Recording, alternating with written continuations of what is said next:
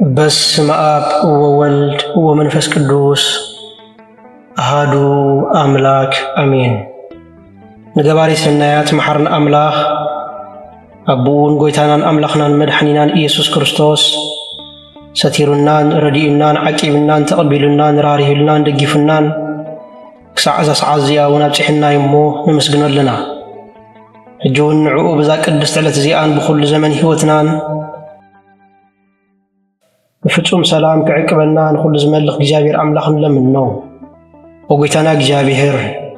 ኩሉ እትመልኽ አቡን ጎይታናን አምላኽናን መድኃኒናን ኢየሱስ ክርስቶስ ልዕሊ ኩሉ ኩነታትን ምእንቲ ኩሉ ኩነታትን ኣብ ውሽጢ ኩሉ ኩነታትን ነመስግነካ ኣለና። ስለዝሰተርካናን ዝረዳእካናን ዝዕቐብካናን ናባኻ እውን ስለዝተቐበልካናን ስለዝረሃርካልናን ዝደገፍካናን ክሳዕ እዛ ሰዓት እዚኣ እውን ስለዘብፅሐካና ነመስግነካ ኣለና። ኦ መፍቀሬ ሰብ ካብቲ ሰናያትካን ሓትን ንልምንን ኣለና። ነዛ ቅድስቲ ዕለት እዚኣን ኣብ ዘመን ህይወትና ንዓኻ ብምፍራሕ ብፍጹም ሰላም ክንፍጽሞ ሃበና። ኩሉ ቅንዓት ኩሉ ፈተናን ኩሉ ግብሪ ሰይጣንን ምኽሪ ክፉኣት ሰባትን ሕቡእን ጉሁድን ዝኾነ ምልዓል ጸላእን ጎይታይ ካባይ ኣርሕቕ። ካብ ኩሉ ህዝብኻ እውን ኣርሕቕ። ካብዚ ቅዱስ ቦታኻ እውን ኣርሕቕ። ኩሉ ሰናያትን ዘድልን ነገር ዓድለና። ምኽንያቱ ንስኻ ኢኻ ተመንን ዕንቅርቢትን ኩሉ ሓይሊ ጸላእን ክንርግስ ስልጣን ዝሃብካና። ካብ ኩሉ ክፉእ ኣድሕነና እምባልሃናን እምበር ናብ ፈተነ ኣይትእትወና። በቲ ሓደ ወድኻ ጎይታናን ኣምላኽናን መድኃኒናን ኢየሱስ ክርስቶስ ምእንቲ ፍቕሪ ሰብ ኢሉ ብዝገበሮ ጸጋን ምሕረትን ምሳኻ ማዕረም ዝኾነ ዋሃቢ ህይወት መንፈስ ቅዱስን ክብርን ግርማን ውዳሴን ኣምልኾን ብሕብረት ምስኡናትካ እዩ ሎምን ኩሉ ሰዓን ንዘለዓለም ዓለም ኣሜን አሜን። ስለ ቃላቱ ስም እግዚአብሔር አምላኽና በአና ብድኹማት ባሮቱ ይኽበር ይመስገን። እግዚአብሔር አምላክ በደልናን ኃጢአትናን ከይተመልከተ በድጋሚ በቃላቱ ክንጻናናዕ በቃላቱ ክንፍወስ በቃላቱ ክንሃድእ ስለዝፈተወን ስለዝፈቀደን ክብርን ምስጋናን አምልኾን ውዳሴን ስግደትን ንዕኡ ንበይኒ ይግባእ። ናይ ሎሚ መዘራረቢ አርእስትና ብዛዕባ ልሳን ወይ ድማ መልሓስ ክኸውን እዩ። እግዚአብሔር አምላክ መንፈስ ቅዱስ ትምህርትና ይግለጸልና። ብዛዕባ እቲ ዓብዪ ሓይሊ ዘለዎ ኣዝዩ ንእሽተይ ዝኾነ ክፋላት ኣካላት ወዲ ሰብ ማለት ብዛዕባ መልሓስ ክንመሃር ኢና።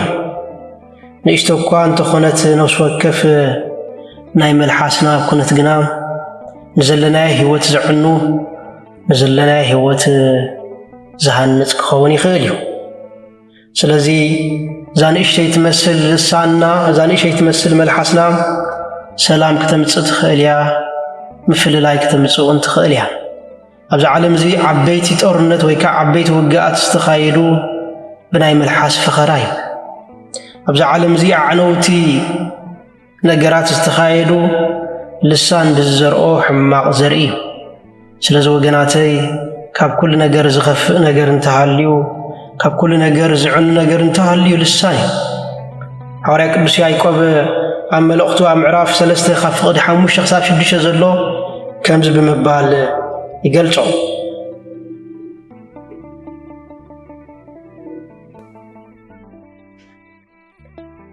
ሐዋርያ ቅዱስ ያዕቆብ ከምዚ ብምባል ይገልጾ።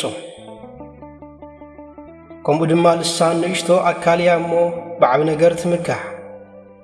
እንሆ ንእሽቶ ሓዊ ክንደይ ዓብዪ ዱር ዘይንድድ። ልሳን እውን ሓዊ እያ፣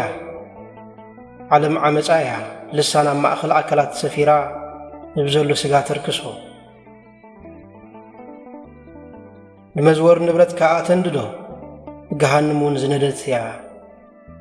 ስለ ቃላቱ ስም እግዚአብሔር አምላኽና ዝኸበረን ዝተመስገነን ይኹን።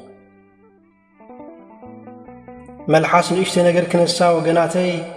ሓዊ እያ። ንእሽተይ ነገር ክነሳ ድማ ብዓቢ ነገር ትምካሕ። ንእሽተይ ኣካል ክነሳ ንዱር ክተቃጽል ትኽእል እያ ወገናተይ።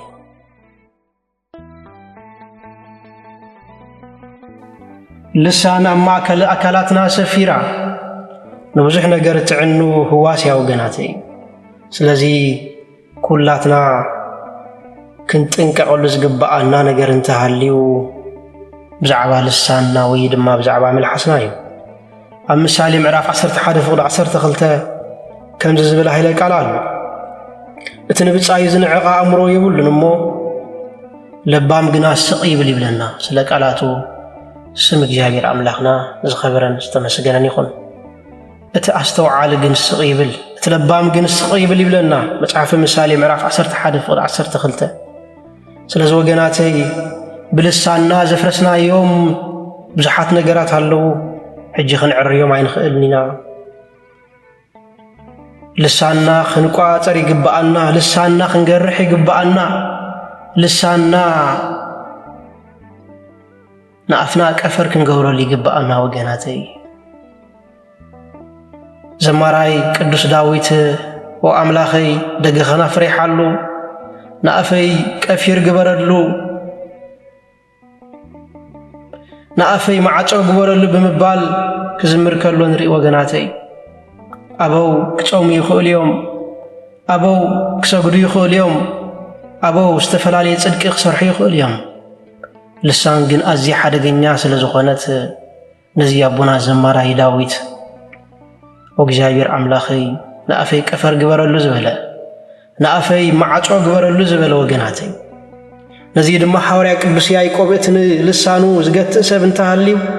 نسو بتصويز بلنا لقرقن لسان زقت أسب درقا وحدي ስለዚህ እግዚአብሔር አምላክን ልሳንና ከገት استوعالو خبنا እግዚአብሔር አምላክን ለምኖ ይግባአና ንምኻኑ ልሳን استوهبنا ንምንታይ ወገናተይ መብዛሕቲና ኃጢአትን ሰረሕ መብዛሕቲና ካብ ጽድቅ ይንወጽ ዕላማ ትርጉምናይ ምንባርና ስለዚህ ንፈልጥ ይወገናተይ ልሳን በአምላክ استوهبتنا ወገናተይ نجابير أملاخ نتقدس سمو متان كنا مسكنولي نتقدس سمو متان كنا زمرولي وجناتي لسان استوهبنا نصلاتي وجناتي لسان استوهبنا نخالقت نخن التابعي وجناتي لسان استوهبنا بفرن خنزاربي لسان استوهبنا نزحزن متان كنا تصانعي لسان استوهبنا ጽቡቕ ዝኾነ ትምህርት መታን ክንመሃረሉ ወገናተይ زيد ما حوالي قدس باولوس تبقد ما أملاخ سناين بحزبلن طعم زربات زي كوينس كاب أفكا حماقا يوصا يولنا سلازي تبقد ما أملاخ بان طعمن زخونه قال كنزارب يقبأنا اتنا مسمعو نخالقوت تقم زربات زي كوينو انه قبل على خالقوت زفرد ملحاس قبل على خالقوت زوجز ملحاس كلونا يولو وجناتي سلازي ملحاس توهبنا سناي نجر متان كنقبرلي وجناتي ملحاسنا مسارحيت منفس قدس يا وجناتي مزمور داويت مراف 34 فقد حدا كم زبل هيلك قالالو نيغزابير كل غزي يبارخو وداسيون حوارو ابافي يبلنا سلقالاتو سم እግዚአብሔር አምላክና ይخبر ይመስገን نجابير كل جزء يبارخو وداسيون حوارو أبافيو أبكنافري بلنا صدقي كنوريلو صدقي كنعللو لسان توحيبنا وجناتي سلازي بفلاي أبز زمن زي سب أفو زهابو يدزارب سبب الزمن زي أفو تحيزلكا تزعبي تقمي وجناتي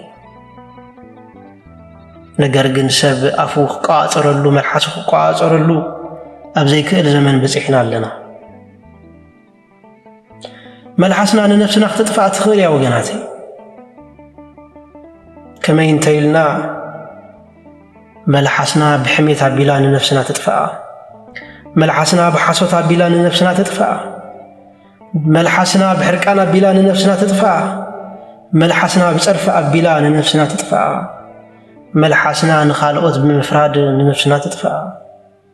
ملحسنا بمرقم عبيلا نخالقوت بمرقم عبيلا نفسنا تدفع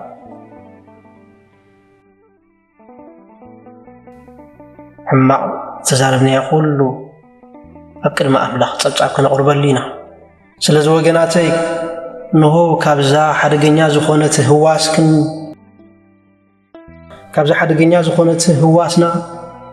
ክንሕሎ ይግባአና بحركان استزربنا يو حانت حرق قال قبل بي سبنا عامتات كتصنح تخيل يا بزحات سبات بتأمامنت يصليو يصوموا نا بيت كريستيان يخدو ملحاسهم زحلو بنا ازيوم وحدات يوم وغناتي منفساوي صوم منفساوي هيوت كاب مغب طراي مصام مخلكال زي كونس انتاي دا نسف غدو زخولو قالاتون كنصوم يقبعنا وقيتنا المدحنين يسوع كريستوس ايهود زخلو خغافعو ايهود زخلو خصرفو كاب لسانو حنت خفت قالو كاي وصت كمنا محردي اقد مقز زقرب غنشل سقبل يبلنا سقطو عزيز غرم نبر وغناتي سقطو عزيز غرم نبر سقطو عزيز فرح نبر وغناتي سلاز وغناتي سقطا خن لامد يقبعنا ملحسنا خن ارن يقبعنا وغناتي سلازي ام مسكل كلهم كاغيتانا المدحنيان يسوع كريستوس سلاتهم سقلوا ايرغمن انتايدا او ابوي زغبرو يفلطن يمو يقرب لهم بمبال سليهم صلي نصلي بفقر ملسه نصرفي بسقطا ملسه نحاتات بمحرت ملسه غويتا سلينا زيغبرو لحد ነገር የለም ወገናተይ ስለዚህ እትሓጢያት ዘይብሉ ንጹህ ዝኾነ አምላኽ እኳ ክንድዝ በደል በጽሕዎ ንሰባት ሕማቕ ዘይተዛረበ ንሕና ግዳን بحاتياتنا الزنا زخفانا سبات نهو سبات انت تصرفنا سبات انت بدلنا سق انت بلناس انت يقول لنا حماق كم مزراب سق انت تقوطبناس حماق كم مزراب انت تقوطبناس انت يقول لنا وغناتي نصها بحري زخونه غيتانا مدحنا يسوع كريستوس كمان نهو ولا حنت حاتيات زيبلو خنسو زصرفو نزرغمو كلهم بسقطان بمحرتنا حلفوا سلاز وغناتي كم تقدس يوحنس افورق سلا لساني لنا زلو قدم مزرابنا نزن اربعه نغرات كنحاتت يغبانا يبلنا قدس يوحنس افورق اذ زارو زلخو حق ليو اذ زارو زلخو ادلاي ليو شالشاي إذا زارو زلخون خالوت كحجز خيليو رابعاي إذا زارو زلخون أملاخ زخبرن زحجوس نديو إلا كدم مزرابنا نحنت خاليت ونتخون كنحسب يقبعنا كنستنتني يقبعنا زمر وعت حتى تزياتهم زي ملس زربان تخوين لين كنا قارج يقبعنا وغناتي سق بمبالنا تراي بزحات حاتياتات كبانا كطفو يخيليهم سق بمبالنا حاتياتنا يمسرح لمدنا خنا وحد نخيلينا نزيد ما مثالي تبزح الزارب سب كابو حاتيات يرحقني زبلنا سق بمبالنا وغناتي بزح حاتيات كاب نفسنا خمزرحق مقبرينا ስለዚህ በቃላትና ንኻሎት ክንሃንጽ ይግባአና በቃላትና ንኻሎት ክንሕገዝ ይግባአና በቃላትና ንኻሎት ከነበራትዕ ይግባአና በቃላትና ንኻሎት ተስፋ ክንህብ ይግባአና እንተ ዘይኮይኑ መልሓስ ሓውያ ንሓደ ዓብዪ ዶር ክተቃፅል ትኽእል እሳት ያ ወገናተይ ከምቲ ሓንቲ ቆልዒ እሳት ንዝዓበየ ዶር ተቃፅል ሓውን ከምኡ ያ ወገናተይ لسانكم يا وغناتي سلازي كاب لساننا خنطنقق يغبعنا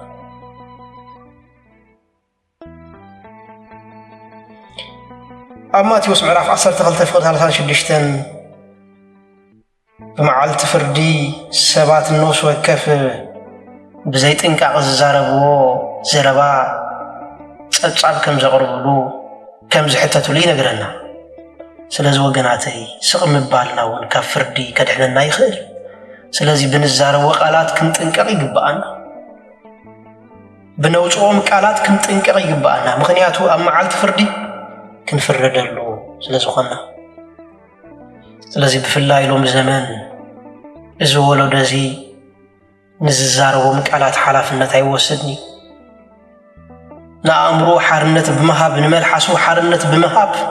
እግዚአብሔር አምላክ ዝሕዝን ወለዶ በዚሕሎ ደቂ ሰባት ዝሕዝን ወለዶ በዚሕሎ ግናኸን ንመልሓስና ሕማቕ ንኽዛረብ ሓርነት ኣይናሃቦ ናጽነት ኣይናሃቦ ግናተይ ንመልሓስካ ሓርነት መሃብ ድንቁርና እዩ ዕሽነት እዩ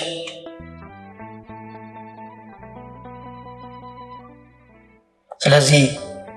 ፍርዱን ከም ንቀበለሉ ክንፈልጥ ይግባአና ስለዚ ወገናተይ ኩሉ ግዜ ቅድሚ ምዝራብና ክንጽልይ ይግባአና ካብ ሕሜት ሙሉእ ብምሉእ ክንርሕቕ ይግባአና ነቶም ዝበደሉና ሰባት ክንባርኾም ክንምርቖም ይግባአና ምስ ስድራ ቤትና ብሉዙባት ቃላት ክንዘራረብ ይግባአና መዓልታዊ መንፈሳዊ መዝሙር መዓልታዊ መዝሙረ ዳዊት ከነንብብ ይግባአና ዘረባኻ ንሓደ ሰብ እንተጎደኦ እውን ቀልጢፍካ ይቕሪ ታሕተት ነፍሲ ወከፍ መዓልቲ ብንጽህና ክንሕልፋ ይግባአና ንኣምላኽ ብምፍራሕ ንእግዚአብሔር አምላክ ብልሳና ንኸይንጉህዮ ክንጥንቅቕ ይግባአና ወገናቲ ስለዚ ልሳን ኣዝያ ኸባድ እያ ወገናቲ ብልሳና ንሓዊ ነጥፍእ ብልሳና ድማ ንሓዊ ንውልዕ ስለዚ ክንጥንቅቕ ይግባአና ስለዚ ካብ ሎሚ ጀሚርና ኣብ ክንዲ ሕማቕ ዘረባ ኣፍና ብጸሎት ይመላእ ኣብ ክንዲ መርገም ኣፍና ብበረኸት ይመላእ ኣብ ክንዲ ሓስወት መልሓስና ብሓቂ ይመላእ ኣብ ክንዲ ጽልኢ ልሳንና ብፍቕሪ ይመላእ ነዚ ክንገብር እግዚአብሔር አምላኽ ይደግፈና ኣብ መዝሙረ ዳዊት ምዕራፍ 19 ፍቅዲ 14 ወእግዚአብሔር ከውሐይን መድኃኒየይን ቃላት ኣፈይን ሓሳባተይን ልበይን ኣብ ቅድሚኻ ብህጉ ይኹን ይብለና ስለ ቃላቱ ስም እግዚአብሔር አምላኽና ዝኸበረን ዝተመስገነን ይኹን ወእግዚአብሔር ከውሐይን መድኃኒየይን ቃላት ኣፈይ ሓሳባት ልበይን ኣብ ቅድሚኻ ብህጉ ይኹን አሜን ለዝነበረና ጊዜ ባሪኹን ቀዲሱን ስለ ዝሃበና ክብረን ምስጋናን ኣምልኾን ውዳሴን ስግደትን ንዕኡ ንበይን ይግባእ ወስብሃት ለእግዚአብሔር